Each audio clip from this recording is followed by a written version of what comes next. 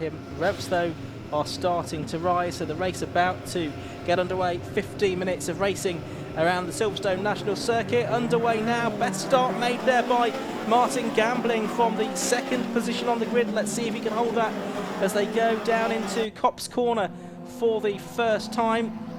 A very colourful grid of cars we have indeed here, and already the leaders heading down into the distance at Maggots, and it is Martin Gambling that's got through. Paul Collingwood second, and in third place, up from fifth on the grid I think that was, Darren Berris in the V8 engine Westfield, which should go well down the straight, certainly here at Silverstone.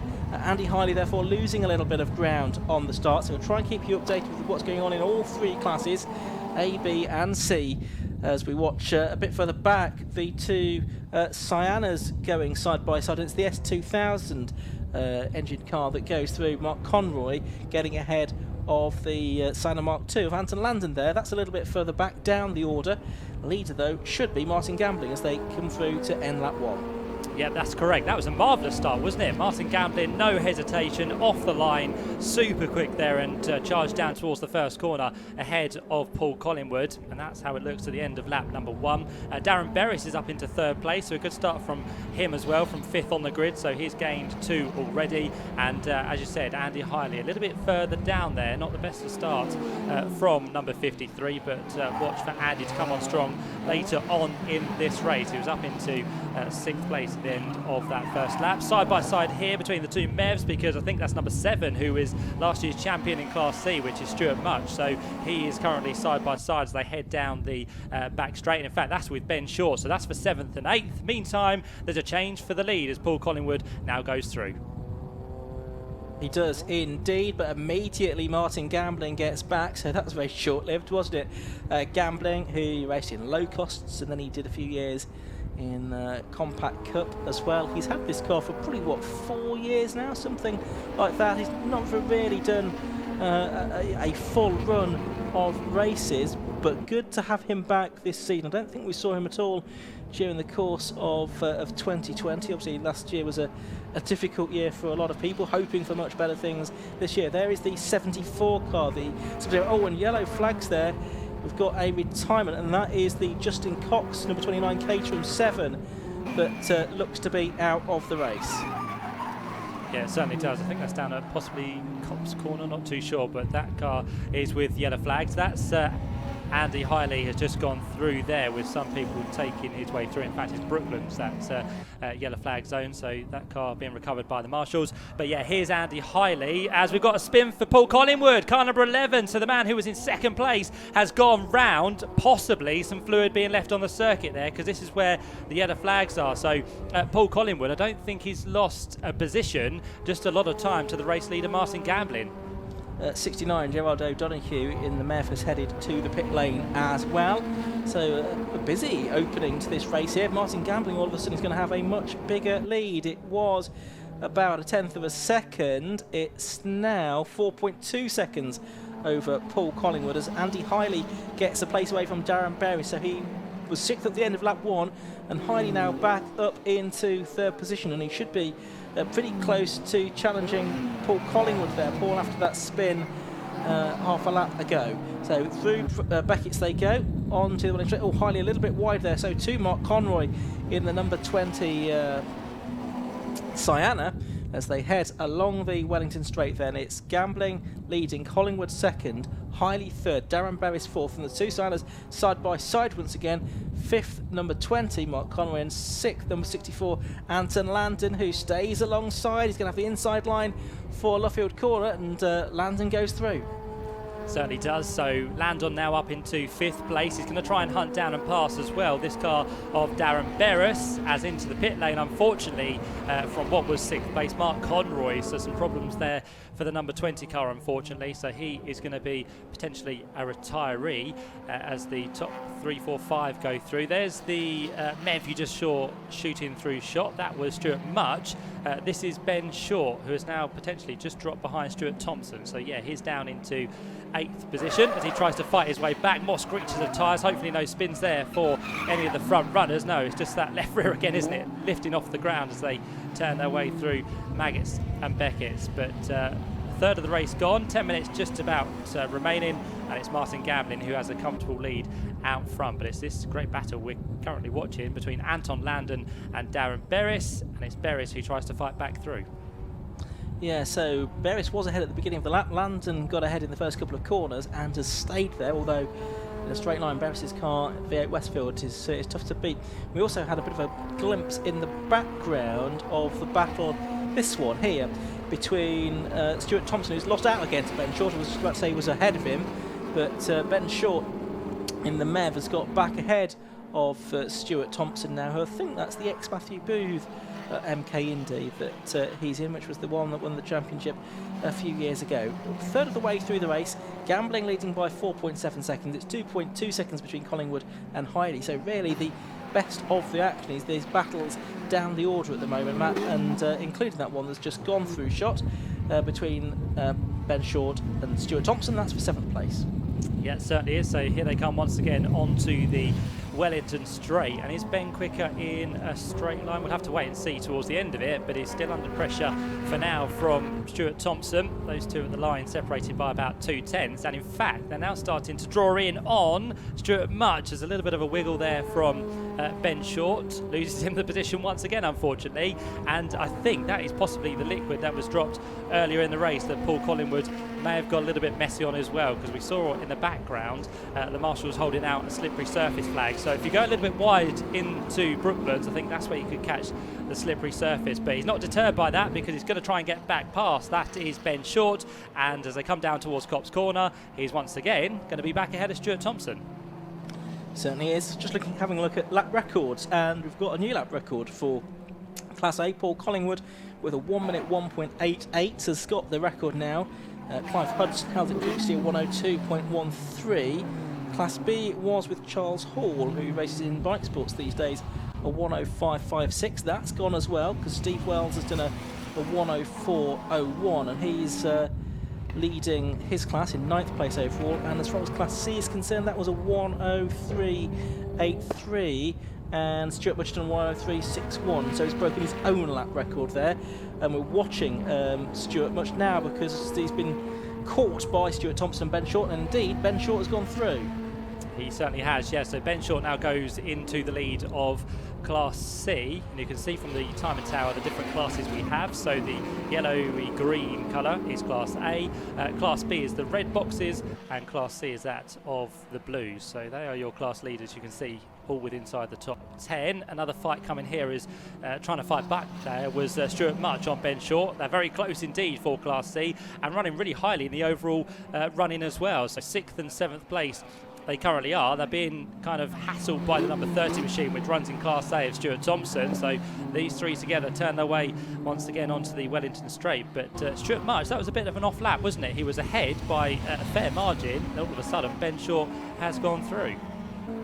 Yeah, it was a slow lap, wasn't it? 106.62, 3 seconds slower than what he did earlier on, so maybe a small mistake there, because he's back up to pace now and is in the slipstream of Ben Short, very experienced in Mazda MX-5 racing. I don't think the novice cross is for him, as it were. And as they turn their way through the right-hander, Much is going to have the inside line for Woodcut Corner as they get on the power. Yeah, Much just seems to have a little bit more power maybe in the blue car with the orange roll cage, and just able to accelerate away from Ben Short in the green version. Yep, certainly is. So Stuart Much is back up ahead now of Ben Short. Just going to come up to another car ahead of them, which potentially could be a few of the back markers now they're starting to lap. So let's see if that holds them. I don't think it does. No, they both go through on number 70, which is Trevor Harbour in his Caterham 7, so he steps to one side. But this is not an easy run, is it, for Stuart Much? He's been a champion in Class C now for the last couple of years. He was also a champion in 2017, so he knows how to race, but Ben Short is really making him work hard now as they come back down in towards the left-hander of Brooklands. He won't try anything too silly with Ben. He knows how to race with other competitors, and Ben is just trying to put the pressure once again on this number 7 car. Almost loses it there as he turns in towards the right-hander, but again a little bit wide from Much. May just give the line to Ben Short, and with it Stuart Thompson is still there. They are not managing to shake him off just yet. No, and he is in one of the Class A cars, but it's otherwise a Class C lead battle. The two of them side by side as it looked there, but actually it was Stuart Much just ahead as they turned into Copse. Certainly the closest of the Class lead battles, because Gambling is about 5 seconds ahead of Collingwood now, 99 ahead of 11 in Class A. And in Class B, well, it is Steve Wells in 9th place overall and Colin Benham in 12th place. There's about 11 seconds between those two. Now, there's one there that has stopped. I think he's on the run between Copse and Maggots, just by the pit lane exit. We'll try and work out who that is in a moment, but obviously we'd already lost Cox and Conroy and O'Donoghue from this race. Yep, so still this Class C fight we are focusing on. This is for the Class C honours at the minute, and it still has Ben Short just ahead of Stuart Much as they come back through to complete another lap. And let's see who has the best of the straight line speeds. It looks like Stuart Much as he draws alongside now across the line on this occasion, but can he hold the outside line down towards Copse? There could potentially be yellow flags there, so maybe Stuart Much just backing off for the time being. So as they continue their Class C scrap, just to draw your attention to what's happening out front, the gap is coming down, not by much. It's down to 4.4 seconds between Martin Gambling and Paul Collingwood, but for the last couple of laps, Paul Collingwood has been around about half a second quicker than Martin Gambling, with in this race 3.5 minutes just over to go.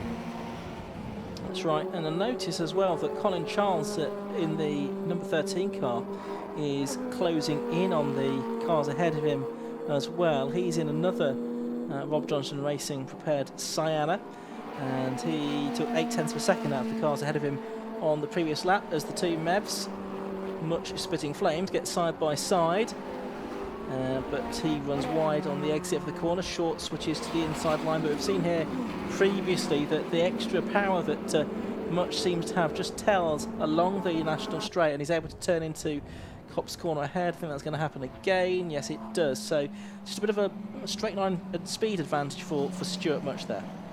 And it's also that outside line he prefers, doesn't he? It kind of gets him a slingshot off of Woodcote through on towards the start-finish line. So Stuart Much prefers that for now, but Ben Short then starts to come back on this part of the circuit. So he gets a tighter line through Beckett's. He then draws alongside once again, and Stuart Thompson is kind of like, this is a Class C fight. Can I get my way through, please? But they are certainly quicker than him for the time being.